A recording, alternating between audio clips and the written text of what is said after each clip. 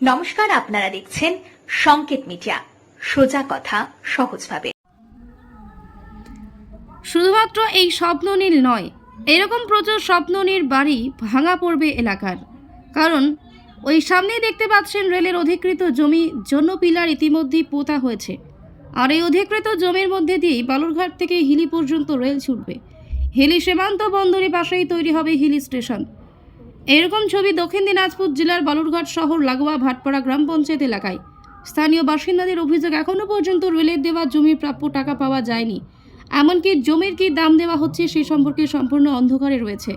স্থানীয় বাসিন্দারা বিষয়টি নিয়ে জেলা শাসকের অফিসে একাধিকবার গেলেও পরিষ্কার কোনো চিত্র পাওয়া যায়নি। উল্লেখ্য, গত বছর পুজোর পর থেকে স্থানীয় জমিদাতারা শুনছেন টাকা পাওয়া যাবে, কিন্তু এখনও পর্যন্ত তাদের অ্যাকাউন্টে কোনো টাকা এসে পৌঁছায়নি। পাশাপাশি জমিদাতাদের অভিযোগ, জমির দাম কি দেওয়া হচ্ছে সে সমস্ত বিষয়েও জেলা প্রশাসন কোনো কিছুই জানায়নি। জমিদাতাদের জায়গা, জমি, বসতবাড়ি সমস্ত কিছু ছেড়েই অন্যত্র চলে যেতে হবে।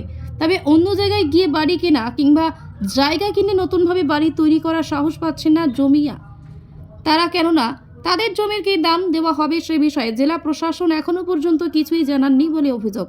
ভাটপাড়া গ্রাম পঞ্চায়েতে প্রায় 100টি পরিবারের অবস্থা এরকম। স্থানীয় বাসিন্দাদের পক্ষ থেকে জানা যায়, প্রশাসনের পক্ষ থেকে যে টাকা দেবে সেই টাকা দিয়ে বাড়ি করা সম্ভব নয়। স্থানীয় বাসিন্দাদের দাবি, তাহলে প্রশাসনের পক্ষ থেকে নতুনভাবে বাড়ি তৈরি করে দেওয়া হোক। বালুরঘাট থেকে প্রতিবেদনে Joydeep Maitra. Subscribe our channel. Press the bell icon.